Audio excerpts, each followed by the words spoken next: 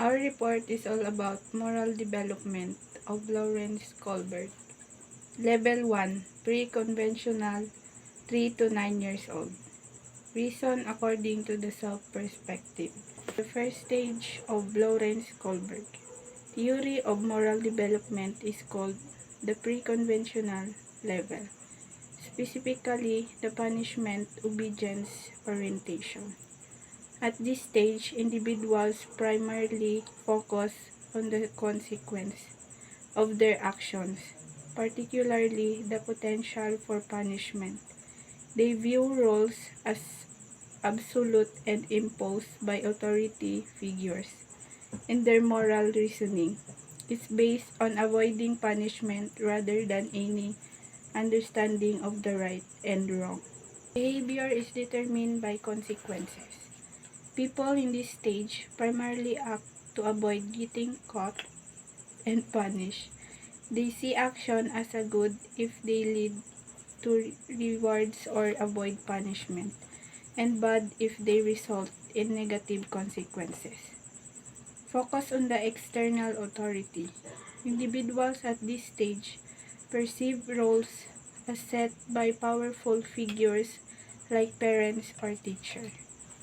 They don't question the reasoning behind these rules, but simply follow them to avoid any repercussions. Lack of internalized morality. There is no real understanding of right and wrong, just a focus on the potential outcomes of their actions. For example, a young child might avoid stealing a cookie because they know they will get in trouble if they are caught.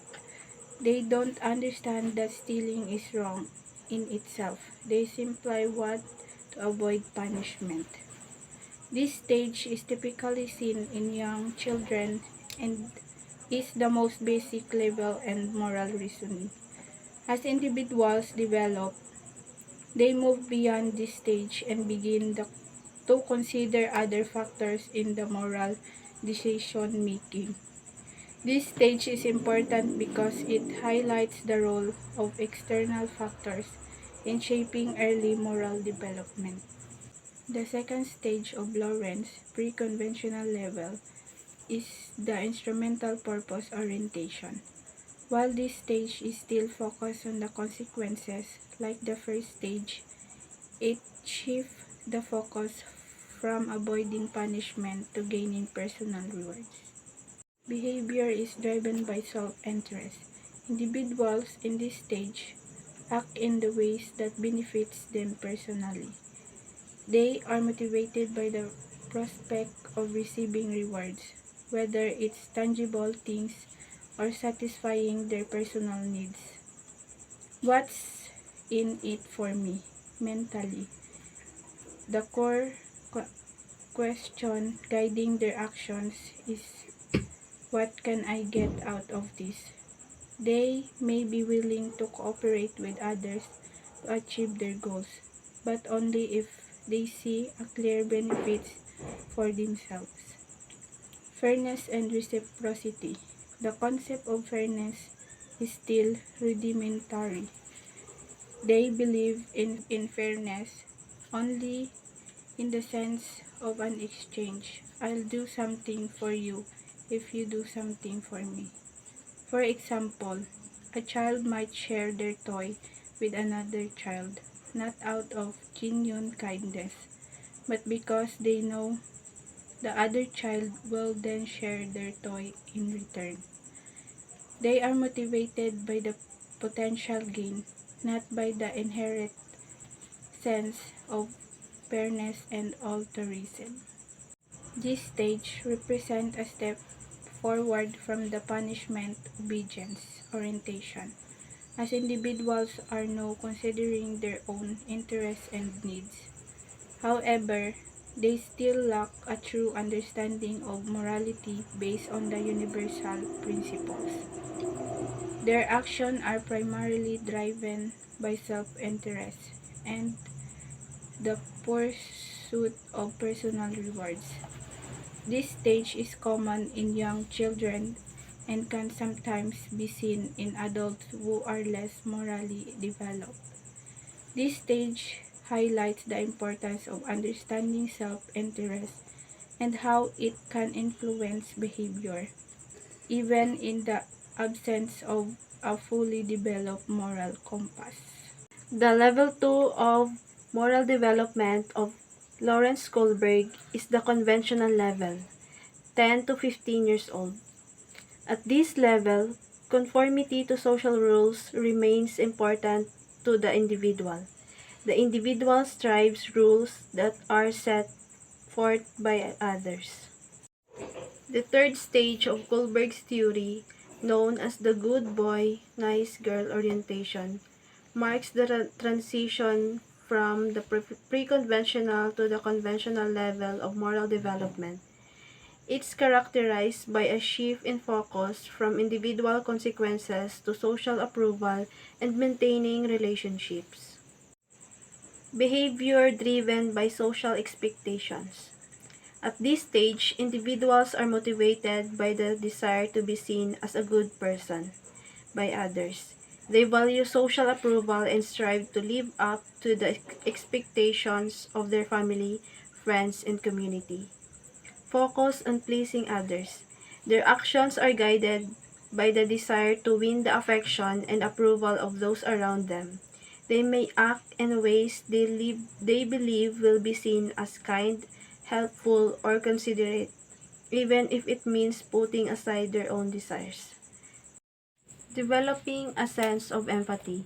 While still primarily focused on external validation, this stage sees a budding sense of empathy and consideration for the feelings of others.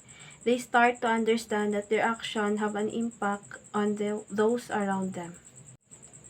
For example, a teenager might choose to help a friend with their homework, not because they enjoy doing it, but because they want to be seen as a good friend and win their approval. They might also avoid being disrespectful to their parents, not because they understand the rules, but because they want to maintain their affection and avoid disapproval. This stage exhibits a more sophisticated understanding of social relationships and the importance of maintaining harmony and approval. However, the focus remains on pleasing others and conforming to expectations rather than on a deeper understanding of ethical principles. This stage highlights the power of social influence in shaping moral behavior and the importance of developing a sense of belonging and acceptance within a community. The fourth stage of Kohlberg's theory, the law and order orientation, marks a significant shift towards a more mature and complex understanding of morality. This stage moves beyond the immediate social circle and focuses on the larger perspective of societal laws and rules. Behavior determined by societal rules. Individuals at this stage believe that upholding rules and laws is essential for maintaining social order and ensuring justice. They see themselves as part of a larger system and prioritize following the established regulations. Respect for authority. There's a strong sense of respect for authority, figures, and institutions that enforce the law. They believe that laws are meant to be obeyed even if they don't personally agree with them, because they are necessary for a functioning society. Maintaining social order. They understand the breaking the law not only harms individuals but also disrupts the entire social system. They believe that everyone has a responsibility to contribute to a stable and orderly society by following the established rules. For example, a person might choose to pay their taxes even if they disagree with certain government policies because they believe it's their duty as a citizen to contribute to the functioning of society. They might also avoid speeding not because they fear punishment, but because they understand that obeying traffic laws is necessary for everyone's safety. This stage represents a significant step forward in moral development. As individuals start to consider the broader implications of their actions on society as a whole, it's characterized by a strong sense of duty and a commitment to upholding the law, even if it means sacrificing personal desires. While this stage is a necessary step in developing a mature moral compass, it can sometimes lead to rigid adherence to rules and a lack of flexibility in situations where the law might be unjust or outdated. This stage highlights the importance of social structures and institutions in shaping moral behavior and the need for individuals to understand their role in contributing to the well-being of society. Post-conventional. So, post-conventional, individuals move beyond their own society's perspective and try to consider the perspective of all individuals. So, it is about sa action na nakakabuti sa lahat. Kohlberg believed that many adults do not reach the post-conventional level and that the final stage is rarely achieved because people are often inconsistent and irrational in their behavior. In post-conventional, there are two last stages, the stage 5 and the stage 6. The stage 5 is the social contract orientation and stage 6 the universal principle orientation. Stage 5 social contract orientation, individual rights determine the behavior. The individual views laws and rules as flexible tools for improving human purposes. So, for you to understand it clearly, I'll give an example.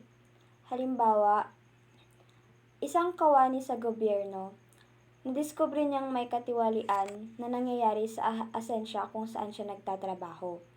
Inireport niya ito sa mas mataas na otoridad at isiniwalat lahat ng impormasyong nalalaman niya kahit alam niyang makakatanggap siya ng mga banta.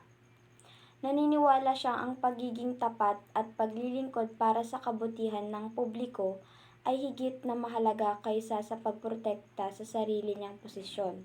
So, ang kawani ay nakabatay sa moral na prinsipyo na ang katotohanan at kabutihan ng nakararami ay dapat manaig kaysa sa interes ng iilan.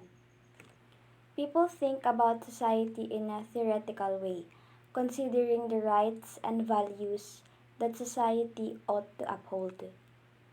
So stage 6, the universal principle orientation. According to Kohlberg, this is the highest stage of functioning. However, he claimed that some individuals will never reach this level. At this stage, the appropriate action determined by one's well-chosen ethical principles of conscience. These principles are abstract and universal in application. People at this stage have their own set of moral guidelines that may not align with the law. These principles are abstract and universal and apply to everyone.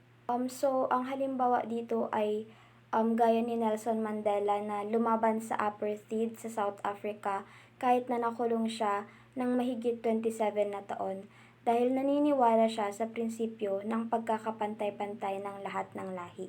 So, sa universal principle, ang meaning dito ay umaakto tayo ng tama hindi dahil sa batas, kundi dahil ito ay alam nating tama at nakakabuti para sa lahat. People at this stage act because it is right, not because it is legal, expected, for in their best interest. They may be willing to act against societal norms to defend their principles.